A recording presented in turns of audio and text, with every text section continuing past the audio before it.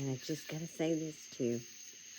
You must think I have just gotten weak since I came home after the funeral.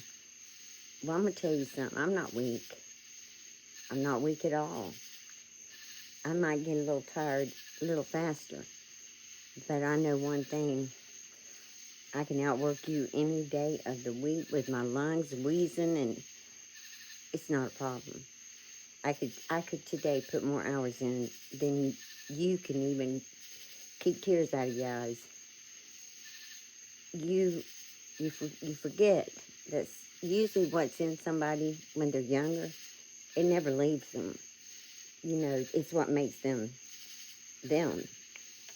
And what makes me me is, you know, I've never been one to run away, and I've never been one to take orders from someone as pitiful as you are. If you want me to follow you, you need to get up, wash your face, clean yourself up, get a job, and be more like a commanding person that someone wants to follow.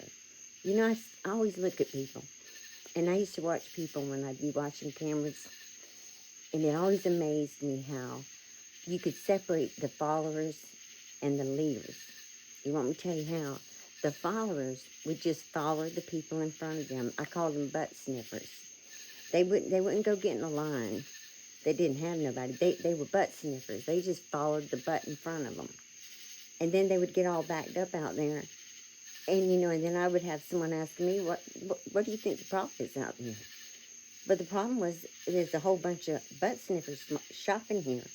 And those butt sniffers are getting in line behind the butt in front of them. And the leaders, the 1 out of 100, is going to find the available spot because they're not lazy. See, I don't even know if you qualify as a butt sniffer, because you don't got enough ambition to follow the butt in front of you. And I don't think you could smell the butt in front of you because of your own butt. But don't play with me. I have not changed. I have been through a lot. And if anything else, you need to understand it just made me tougher. And as I've said before, that place that belonged to my girl was left. And I can feel it with so much ugly anger. And you know, there's days where I can't hardly fight it, and I don't want to release it. But if I'm going to, I bet you can just almost take a big guess on who I'm going to unleash it to. Because you have lied and distorted and tore down the most precious, precious things in the world to me. Precious people in the world to me. My mother, my daughter, my father, my children, my grandchildren, my sisters who've done nothing. You think you're gonna, you're like dangling, you think you're so smart. Like, I'm sure you've already told your mother you're gonna put her in jail. Well, you know, I'm gonna tell her, I hate to say it, but I'm gonna tell her before I back down. Well, you'll be sitting up in there with her, enjoying your sport with her. If you want to put her in there, go ahead, because I'm gonna tell you, I'm gonna still be standing here because I'm not backing down. And I'm just gonna push a little harder to have you put in there. I know you can't have her arrested, but I'm just gonna put that out there for you. I don't know why you think, I mean, every grown person in the world who's a baby like you would go in the police station and say, I was abused when I was a baby in the car right after birth. I'm going to tell you, that's not going to work very well.